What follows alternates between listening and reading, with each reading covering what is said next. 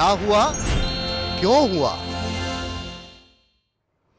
नमस्कार, क्या हुआ क्यों हुआ में आप सभी का स्वागत है। मैं हूं विपुल सिंह।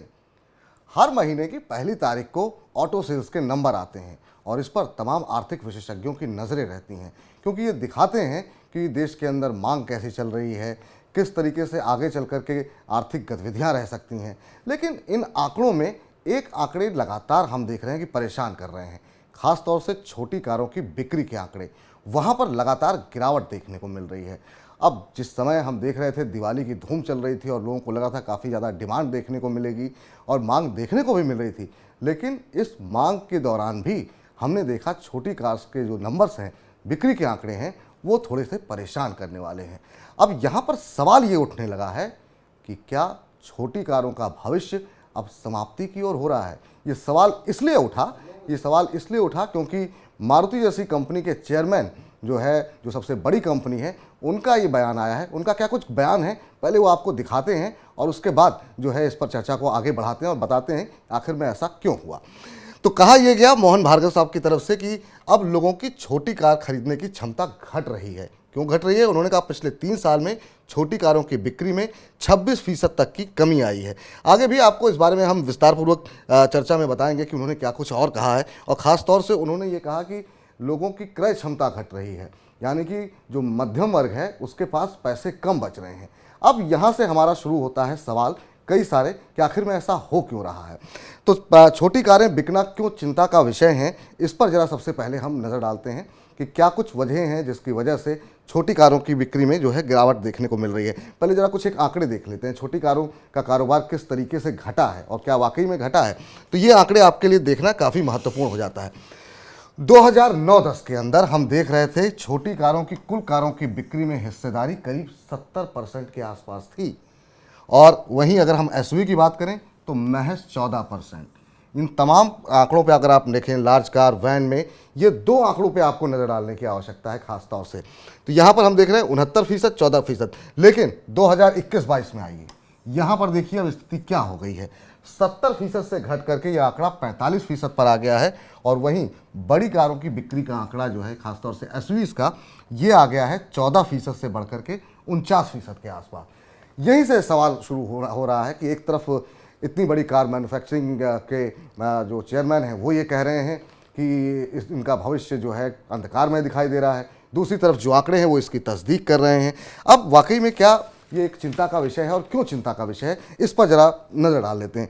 दरअसल मैन्युफैक्चरिंग में 2018 तक भारत की मैन्युफैक्चरिंग में जो है ऑटोमोबाइल इंडस्ट्री का हिस्सा करीब 49% के आसपास था, जो अभी भी लगभग उसी के आसपास है। लेकिन अब आगे चल कर के अगर ये घटता है तो फिर एक चिंता हो सकती है। चिंता क्यों हो सकती है? क्योंकि करीब 32 लाख लोगों को यहाँ पर रोज़गार मिला हुआ है, और ये हम डायरेक्ट जो जिनको रोज़गार मिला हुआ है उनकी बात कर रहे हैं। बहुत सारे लोग इनडायरेक्ट तरीके से भी इस बिज़नेस से जुड़े हुए हैं, उनके रोज़गार पर भी खतरा मंडरा सकता है। तीसरा महत्वपूर्ण बात जो यहाँ पर है वो ये है कि 2001 से 2010 के बीच में हमने देखा कि जब मैन्युफैक्चरिंग यूनिट बढ़ती है तो फिर वहाँ पर हम देखते हैं कि लगातार जिस तरीके से तमाम देशों के अंदर भारत एक्सपोर्ट कर रहा है और भारत के अंदर भी बड़ा इन्वेस्टमेंट देखने को मिला। अगर यहाँ पर अगर ये मैन्युफैक्चरिंग कम होती है, अगर कारें नहीं बिकती हैं, तो फिर यहाँ पे नया इन्वेस्टमेंट आना कम हो जाएगा, और साथ ही साथ नया निवेश अगर घटेगा तो रोज़गार के अवसर भी घटेंगे।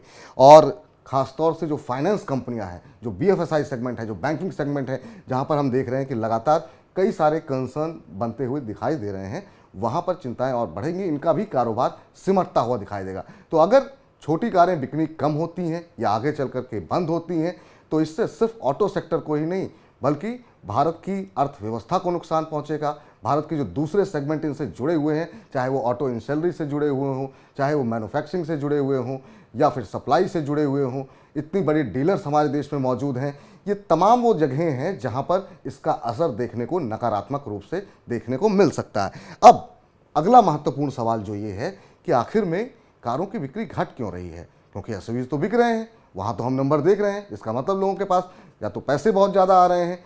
छोटी कारें घटने का कारण क्या है? इसके भी बहुत बारीक अर्थव्यवस्था से जुड़े आंकड़े यहाँ पर हम आपके सामने पेश करने जा रहे हैं कि आखिर में ये आंकड़े घट क्यों रहे हैं। इस पर भी सबसे पहले जरा आरसी भार्गव साहब का एक बयान है, उस पर नज़र डालते हैं और उसके बाद से उन आंकड़ों पर भी नज़र डालेंगे जिसकी वजह से यहाँ पर हम देख रहे हैं कि बिक्री जो है वो घटती हुई दिखाई दे रही है। तो वो इसलिए घट रही है, भार्गव साहब ये कह रहे हैं कि खरीदारों की जो खरीदारी की जो क्षमता है वो लगातार उसमें गिरावट आ रही है। पहले कोविड और कोविड के बाद जो रिकवरी भारत में आ रही है उसमें भी वो ऐसी नहीं है कि वो समानांतर हो, हर जगह बराबर पहुंच रही हो। कुछ जगहों पे बहुत ज़्यादा लोगों के अंदर रिकवरी देखने को मिली, कुछ सेक्टर में खास तौर से, लेकिन ग्रामीण भारत में अभी भी मांग उस तरीके से नहीं है।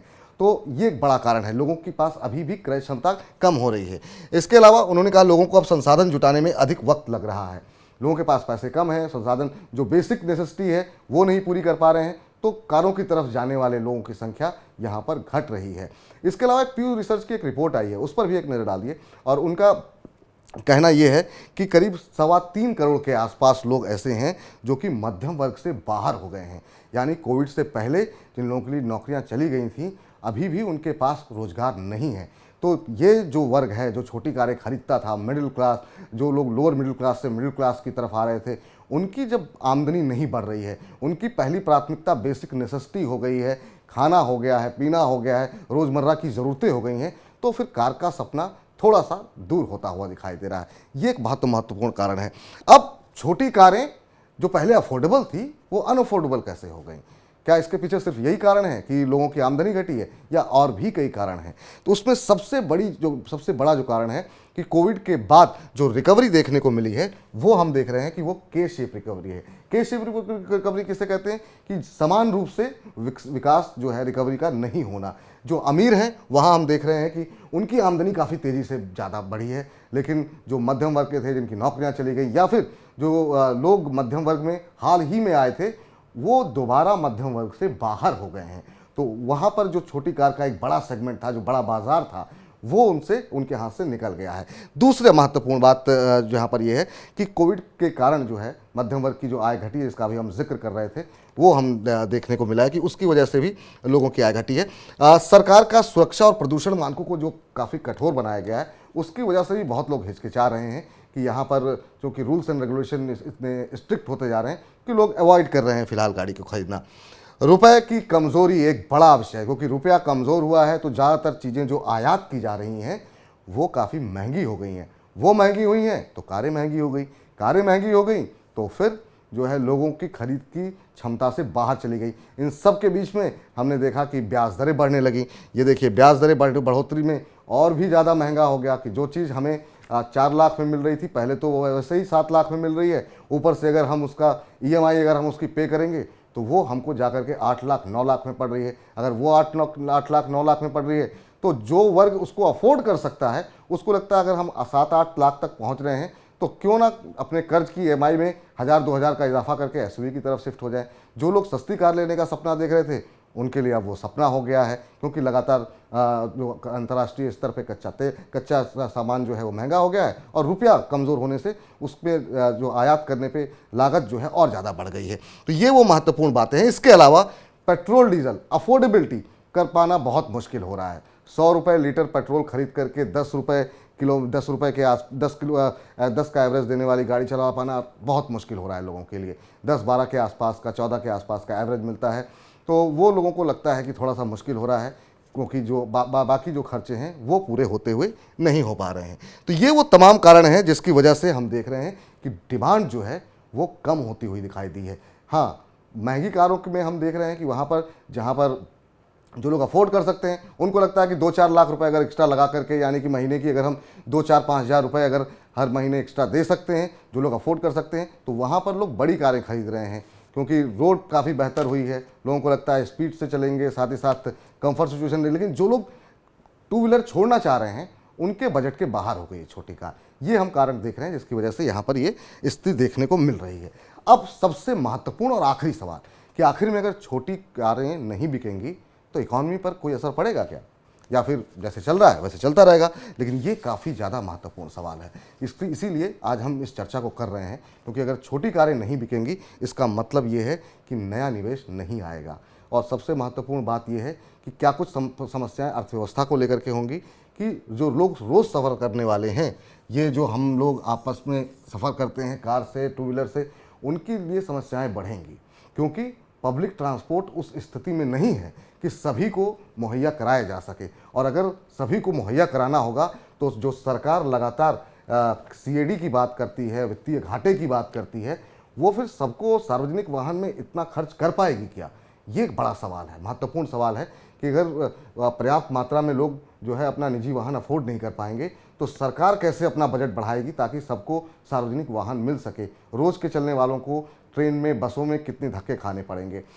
2045 तक जिस बात का जिक्र किया गया कि वो हम विकसित देश की तरफ आगे बढ़ रहे हैं, वो सपने पे थोड़ा सा विराम लग सकता है, क्योंकि नया निवेश कम होगा तो रोजगार के अवसर घटेंगे। रोजगार के अवसर अगर कम होंगे तो देश की अर्थव्यवस्था में जिस तरह की ग्रोथ की उम्मीद हम कर रहे हैं वो नहीं होगी। तो 2045 तक के लक्ष्य कैसे प्राप्त करेंगे हम।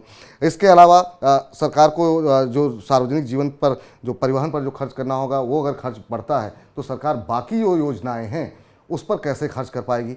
ये वो तमाम महत्वपूर्ण सवाल हैं जो कि अगर छोटी कारों का भविष्य खतरे में पड़ता है उसकी वजह से उत्पन्न हो सकते हैं। आपका रोजगार कम हो सकता है, इन्वेस्टमेंट देश में आने वाला कम हो सकता है। और रोजगार कम होगा, इन्वेस्टमेंट कम होगा तो इकोनॉमी का साइज अगर जो है आपका छोटा होगा तो ये परेशानी फिर बड़ी कारों तक भी पहुंचती हुई दिखाई देंगी। तो उम्मीद करते हैं कि छोटी कार के भविष्य से कैसे हमारा, आपका और देश का भविष्य जुड़ा हुआ है और मोहन भार्गव के बयान के क्या कुछ मायने हैं। और अगर वापस जो है मिडिल क्लास या लोअर मिडिल क्लास कारों की तरफ, छोटी कारों की तरफ नहीं लौटता है तो ऑटो इंडस्ट्री का भविष्य क्या होगा, इन तमाम सवालों के उत्तर आपको हमारी इस खास पेशकश में मिले होंगे। फिर हम आएंगे अगले दिन कुछ और ऐसे ही मुद्दों के साथ बताने के लिए, विश्लेषण करने के लिए। आपको हमारा ये कार्यक्रम कैसा लग रहा है, अपनी प्रतिक्रिया अवश्य दें और अगर आपके कुछ सुझाव हैं तो वो भी हमें बताएं हमारे यूट्यूब पे अपने कमेंट करके। फिलहाल के लिए इजाज़त दीजिए और तमाम निवेश से, जेब से जुड़ी हुई खबरों के लिए आप देखते रहिए मनी9। नमस्कार। क्या हुआ, क्यों हुआ?